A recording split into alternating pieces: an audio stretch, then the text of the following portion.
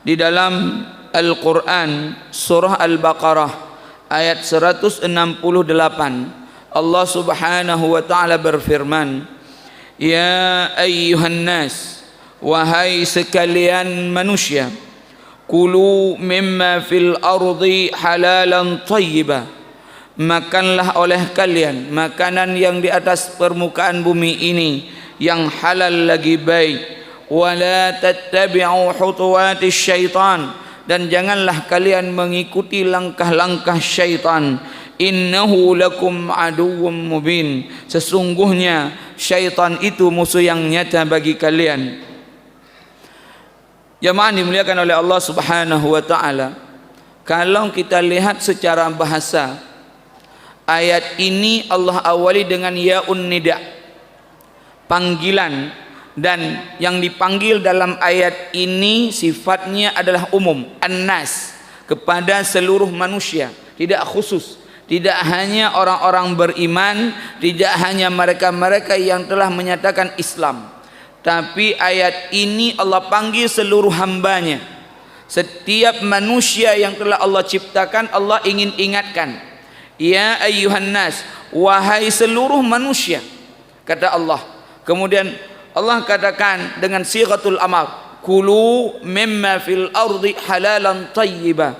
Ada perintah di sini, hendaklah kalian wahai manusia untuk makan makanan halalan tayyiba, yang halal lagi baik. Wala tattabi'u khutuwatis syaitan, di sini ada larangan, dan janganlah kalian mengikuti langkah-langkah syaitan. Kemudian Allah letakkan tanda taukid sebagai perhatian yang lebih di sini, untuk kehati-hatian. Innahu lakum aduwwum mubin, sungguh syaitan itu musuh yang nyata bagi kalian. Jamaah dimuliakan oleh Allah subhanahu wa ta'ala, berdasarkan hadis daripada Ibnu Abbas, suatu hari Rasulullah sallallahu alaihi wasallam duduk bersama sahabat-sahabatnya, di antaranya ada Ibnu Abbas di situ. Kemudian Ibnu Abbas radhiyallahu anhu membacakan ayat tadi. Begitu selesai Ibnu Abbas membacakan ayat surah Al-Baqarah ayat 168, tiba-tiba saat Ibnu Abi Waqqas bangun dan beliau menyampaikan kepada Rasulullah, ya Rasulullah, tolong doakan saya wahai Rasulullah, ketika saya meminta kepada Allah itu supaya semua permintaan yang saya inginkan itu Allah kabulkan. Ini permintaan saat Ibnu Abi Waqqas kepada Rasulullah sallallahu alaihi wasallam setelah mendengar ayat surah Al-Baqarah ayat 183 tadi daripada Ibnu Abbas, 168 tadi daripada Ibnu Abbas. Apa jawab Rasulullah kepada Sa'ad Ibnu Abi Waqqas? Kata Rasulullah, wahai Sa'ad, hendaklah engkau makan makanan yang halal, sungguh Allah akan kabulkan seluruh permohonanmu, seluruh permintaanmu Allah akan kabulkan. Dan barang siapa daripada hamba Allah memakan makanan haram, maka sungguh selama 40 hari Allah tidak akan kabulkan doanya. Dan barang siapa yang memakan makanan haram, kemudian tumbuh dari makanan haram itu daging daripada tubuhnya, maka tidak layak bagi dia kecuali api neraka, kata Rasulullah sallallahu alaihi wasallam. Jamaah dimuliakan oleh Allah subhanahu wa ta'ala, jelas sekali ayat ini ingin menyampaikan pesan kepada kita bahwa kita sebagai manusia, sebagai hamba Allah, dituntut untuk mencari rezeki yang halal, dituntut untuk mencari rezeki yang Allah berikan kepada kita secara halal, tidak memakan makanan haram, tidak memakan makanan, tidak mencari rezeki yang bukan hak kita, tidak mengambil harta-harta yang bukan milik kita. Jamaah dimuliakan oleh Allah subhanahu wa ta'ala, pada bulan Maret yang lalu saya mendengar sebuah ceramah yang disampaikan oleh Profesor Mahfud MD ketika beliau sedang berceramah di hadapan orang-orang Kementerian Pertambangan. Kata beliau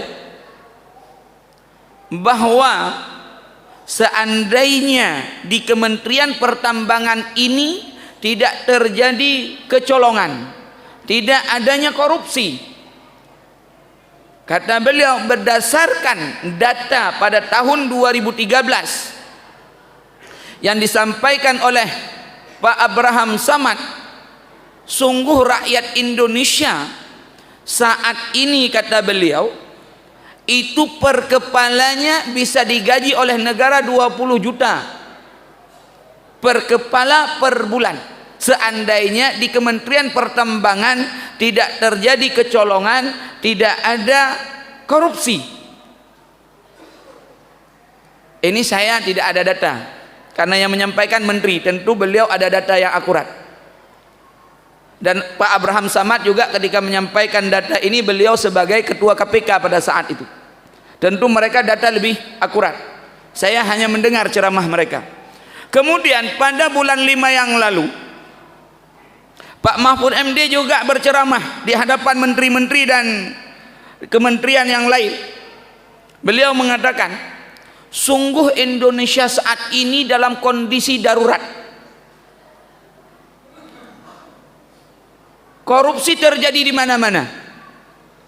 Kata beliau, dulu masa Orde Baru, korupsi itu di setel. Hanya orang-orang tertentu yang bisa melakukan korupsi. Hanya kalangan-kalangan tertentu yang boleh. Dan yang menyetelnya satu orang, kata beliau. Tapi saat ini, kata beliau, korupsi merajalela di mana-mana. Mohon maaf, bahkan boleh kita cek hari ini, kalau dulu korupsinya di tingkat pusat atau di kementerian-kementerian yang anggarannya besar, uronyo korupsi dalam tago kampung, nah di tingkat kadus itu ada peluang korupsi hari ini, tinggal mau atau tidak.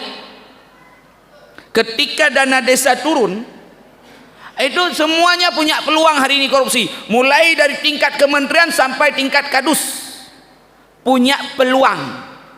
Saya tidak mengatakan mengambil uang, tapi punya peluang untuk mengambil hak orang lain. Kenapa? Karena hari ini orang-orang untuk mengambil hak orang lain itu tidak perlu susah. Hana pelai berat-berat dan hana yo. Karena menyoyo kayakin hana le orang korupsi, bahkan idra BKBK leudhat. Tapi memang hana yo.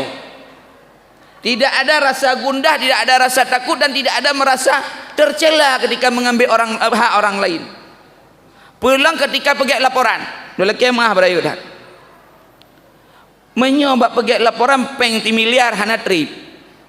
Lehejim du, insyaallah tuntas laporan. Bahkan untuk urusan olah mengolah orang Indonesia ahli dan pakar.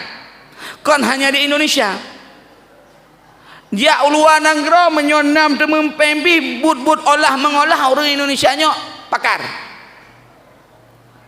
Belum begahan ulun na bukti.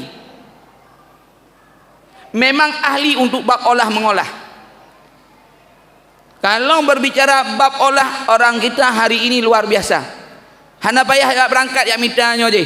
Tinggal tip on telepon, siapkan bon di sekian. Dari lam kanto tinggal 5 minit katru. Dan ini yang menjadi problem hari ini, jamaah dimuliakan oleh Allah Subhanahu wa taala. Artinya tidak ada bagi kita yang mampu untuk membentengi ini kecuali iman dan takwa kita. Karena peluang begitu besar, di mana-mana ada peluang hari ini. Bahkan mohon maaf, lembaga-lembaga sosial pun yang sifatnya adalah ingin bantu orang lain, inan pihna peluang untuk cok adagok. Udah banyak kasus, tidak perlu kita beberkan. Maka hanya iman hari ini berbicara. Ketika iman seseorang ada, dia yakin bahwa Allah mampu melihat, Allah mampu untuk mengontrol apapun yang kita kerjakan, yang dikerjakan oleh hambanya, bahwa sisi TV Allah itu di mana-mana, maka itu hanya yang ada benteng. Selain itu tidak ada.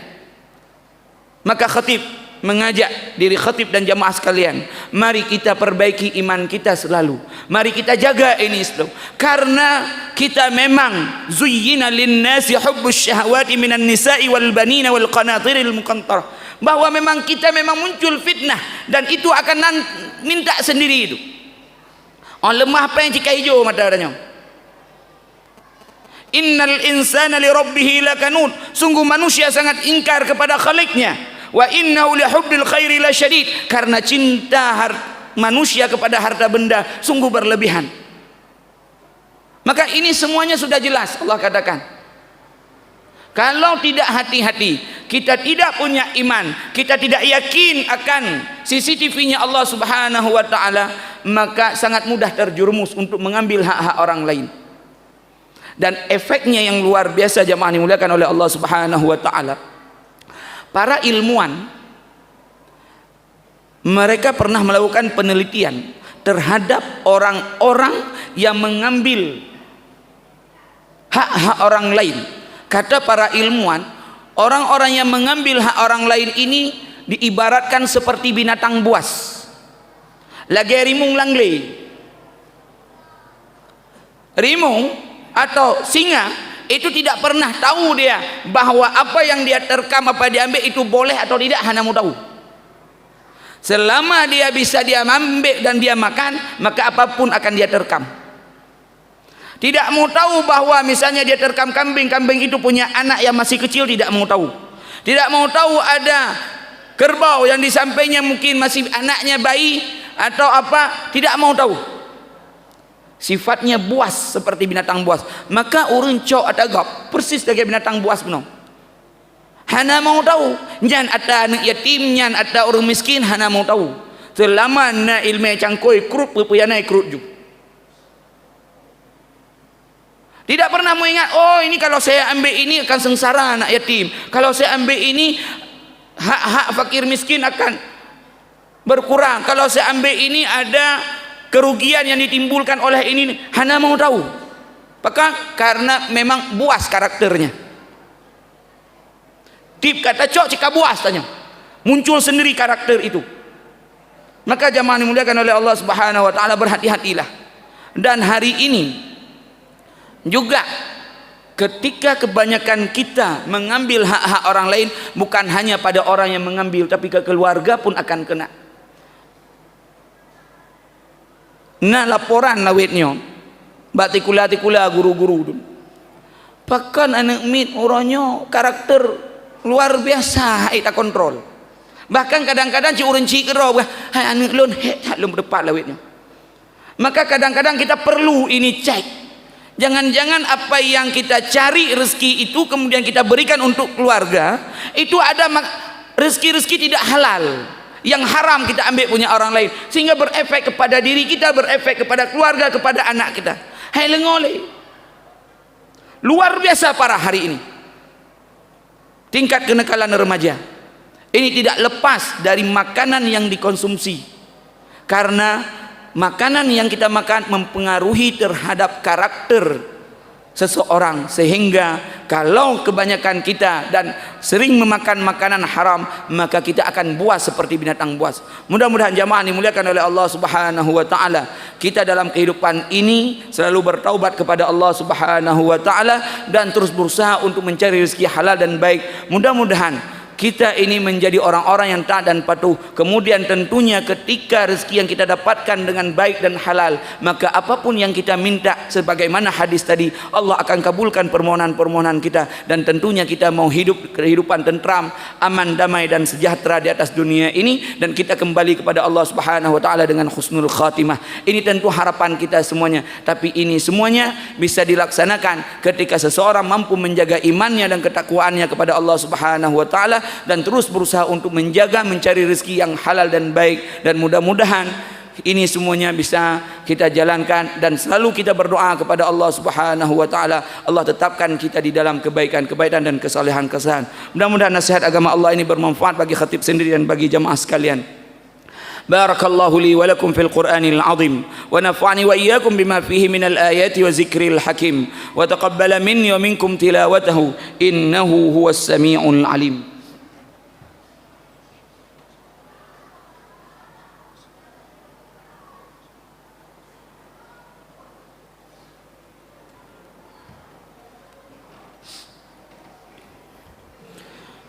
الحمد لله الذي خلق الإنسان وعلمه البيان الذي علم بالقلم علم الإنسان ما لم يعلم أشهد أن لا إله إلا الله وحده لا شريك له وأشهد أن سيدنا محمدا عبده ورسوله اللهم صل وسلم وبارك على سيدنا محمد وعلى آله وصحبه أجمعين أما بعد فيا عباد الله أوصيني وإياكم بتقوى الله اتقوا الله حق تقاته ولا تموتن إلا وأنتم مسلمون قال الله تعالى في القرآن الكريم أعوذ بالله من الشيطان الرجيم بسم الله الرحمن الرحيم إن الله وملائكته يصلون على النبي يا أيها الذين آمنوا صلوا عليه وسلموا تسليما اللهم اغفر المسلمين والمسلمات والمؤمنين والمؤمنات